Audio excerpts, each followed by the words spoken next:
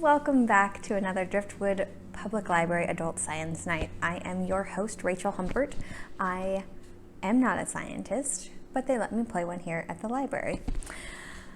Today's science is microbiology. We are discussing the science of sourdough. Now, just a quick bit of history, and then we'll get started on the actual sourdough starter.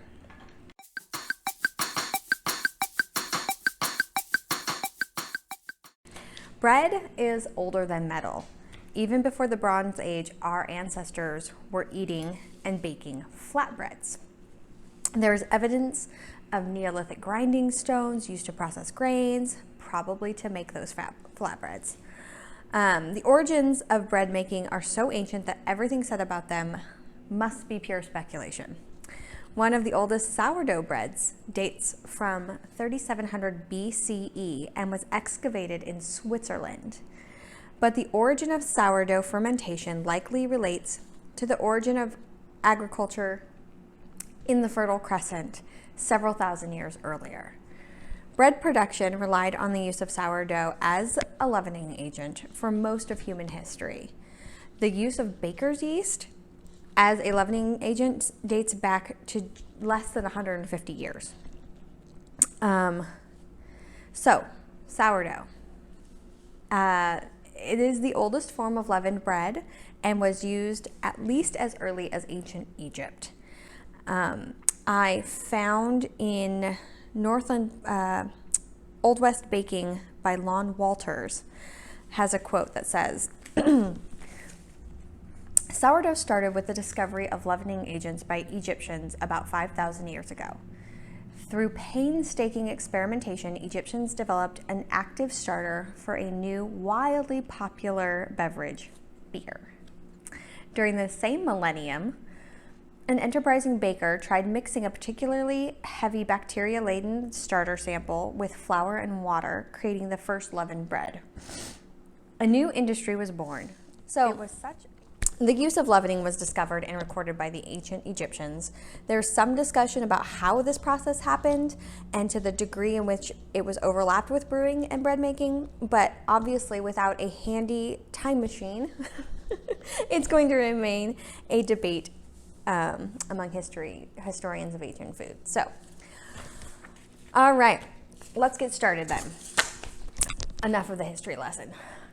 What do you need? You need flour. I happen to appreciate an unbleached white all-purpose flour for this. However, you can use almost anything. I have not experimented with gluten-free varieties of flour, so rice flour, coconut flour, any of those things. I don't know how those work. But you can certainly try them. I go with a standard unbleached white all-purpose flour and water. That's all we need. As Alton Brown would say, that's our software. Here's our hardware. A jar, a canning jar, and a measuring cup.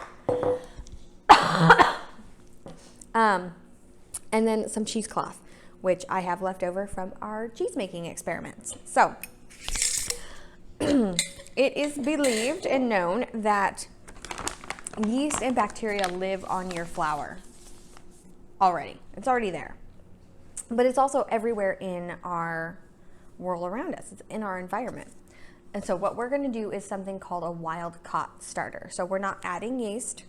We're going to mix our flour and water in a way that attracts yeast to it. So to start, I'm going to do the scoop and sweep method, because I don't have a kitchen scale. So we're just gonna fill up. I'm using a 1/2 cup measuring cup. And we're gonna fill it up, but don't pack it. You want it kind of in there loosely. And I am making a mess. Okay. And then we just scrape it off. So, measuring cup full of flour. That is going to go into our jar. I happen to prefer a wider mouth jar because it makes it easier to actually dump your ingredients into. Okay, so flour in the jar. Next, I have a 1/2 cup, already measured out, of warm water. You want it to be slightly warmer than room temperature, slightly warmer than body temperature, or about body temperature. If you can stick your finger in it and you don't really notice, then it's about right. And I do that, I prefer that because it helps to activate the yeast. If you've ever made yeasted breads, you don't want to use hot water, and you don't really want to use cold water. You want to use a warm water because it helps activate it. Hot water will kill the yeast. Cold water, it just takes longer. So here we go, mixing it in. It doesn't have to be perfect. There can be some lumps of flour. The water will work its way in, but I am just going to mix this up until I don't see any big dry clumps at the bottom. It's one of the reasons why using a glass jar is great, so you can see everything.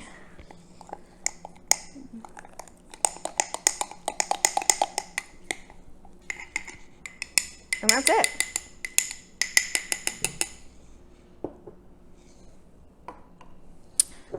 That is the start of our sourdough starter. All right, so just to give you a close-up look, here is my starter all mixed up in the jar. It's not much to look at right now. Kind of just looks like paste.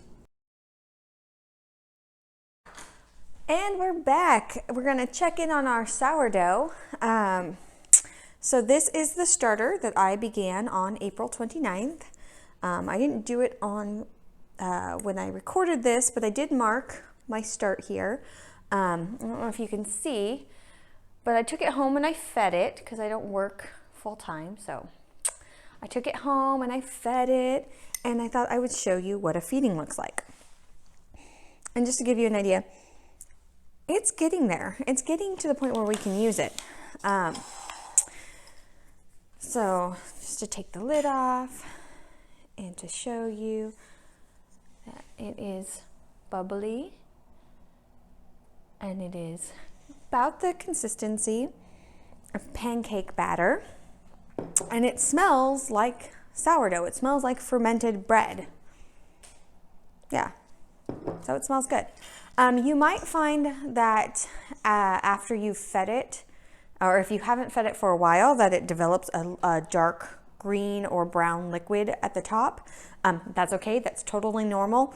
That is the yeast and the bacteria finding other food in their food source. They've moved on to like a secondary source, and instead of producing gas and the bubbles that they produce when they eat the wheat and the sugars, they're producing alcohol. So you can either dump that off if it makes you sketched out, or you can just stir it in.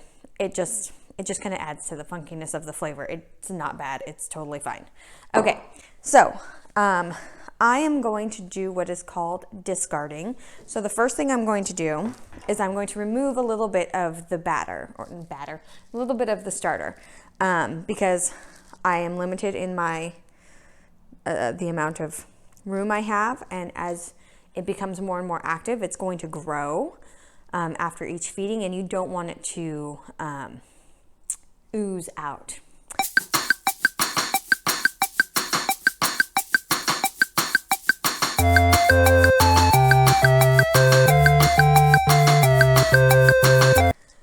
Look those up. Okay, so normally what you would want to do is discard as much as you're going to feed. So if you discard 2 tablespoons, you're going to feed 2 tablespoons flour, 2 tablespoons water. I want to see if I can really get this thing going and active, and I will deal with the mess. So I'm going to feed more.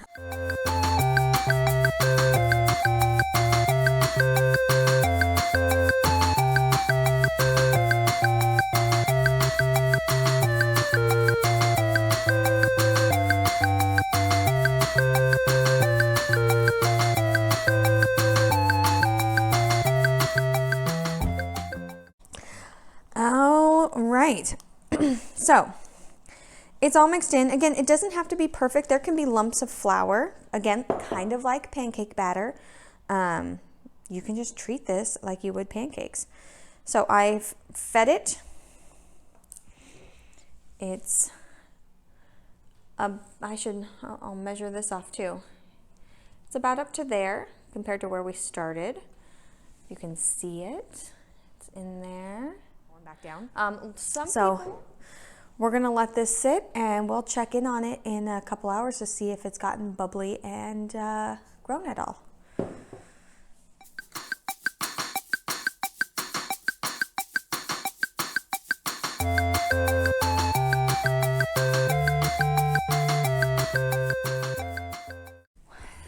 All right, it is baking, well, it's not baking day, it is dough day. So I'm going to make a sourdough French bread, and I'm not going to use any commercial yeast. And when you do that, you need to give your bread, your dough, time to rise. But I'm getting ahead of myself. We're gonna start with a refresh on our starter. I don't know if you can see, but the starter rose. You can see the line where it rose up to and has gone back down. So I'm gonna go ahead and discard.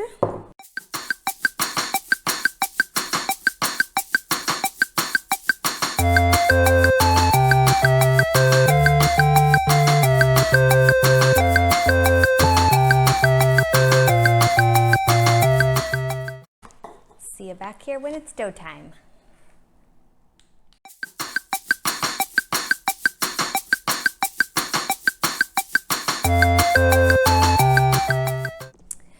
All right, it is dough time. So I have our fresh, ripe, bubbly, almost bubbling out of the jar starter that I fed this morning. So in just a few hours, it became this bubbly, wonderful thing.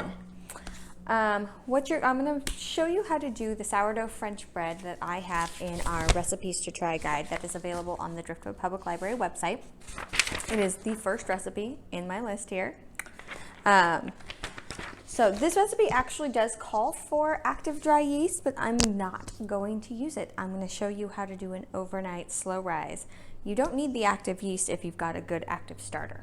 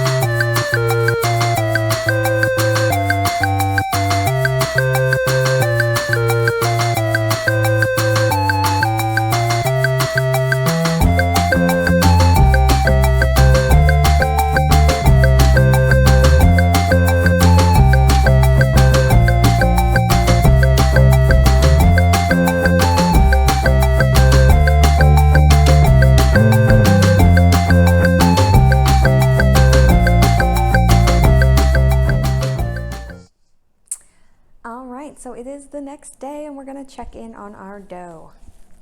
Look at that. Do you see the bubbles? Do you see how big it's gotten? It's almost even deflated again. But this is what a 18 or so hour, 20 hour rise will do. So now I'm going to show you how to work it.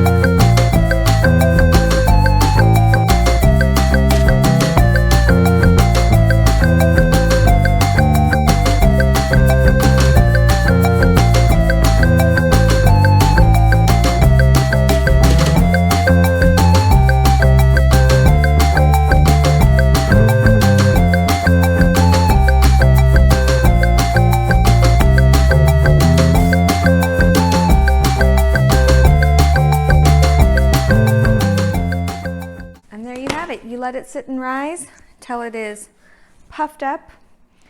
The bread I made this morning at home rose for about 2 hours. You can see that picture right here. And this is the finished product. So this is one.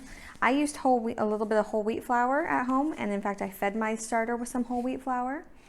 So this is 1 loaf. This is with the cornstarch wash, which is a teaspoon and a half of cornstarch in half a cup of water. And then this one, this beauty, this is with an egg wash, where I take 1 egg and mix it with a tablespoon of water and brush that on the bread. And then I topped it with the Trader Joe's everything but the bagel seasoning. And actually, I recently was afraid that I was going to run out of that seasoning, because as you can see, I use it a lot, and there's not very much left in there. There's not much left in there. And I don't live near a Trader Joe's, but one of our local grocery stores has started carrying their own version, which looks like it might have a little bit more garlic and onion in it, but that's okay. I like garlic and onion. So that's it. All you have to do now is let your dough rise for about 2 hours until it's puffed up to about twice its size and beautiful. My baking technique, I preheat my oven to 450 degrees. And then when I put the bread in, and you can see the picture right here of my setup. When I put the bread in, I put it on the top rack that's located roughly in the middle of your oven. And then on the rack below, I have a broiler pan that I put hot water in, and I shut the oven door and turn the temperature down to 425, and I bake it for 15 minutes. Then I pull it out, I put another wash on it, and then I put it back in the oven for another 10 minutes to finish baking. And I rotate the pan around so that the front loaf ends up in the back. And that's it. And then you get these beautiful homemade breads that taste delicious and that you can be really proud that you made yourself. So yeah, I hope you enjoy. Don't forget, you can go to our Driftwood Public Library website at driftwoodlib.org. Click on the What's Happening tab and scroll down to where it says Adult Science Night, and there you will find the recipe book that I provided to our participants in December, which has the recipe for this sourdough bread, as well as recipes for crackers, chocolate cake, what else? All sorts of things, pancakes, waffles, a couple different bread recipes actually, and then pizza crust, which is delicious. So I hope you enjoyed. Don't forget to click like and subscribe to our channel so that you don't miss out on future Adult Science Night presentations.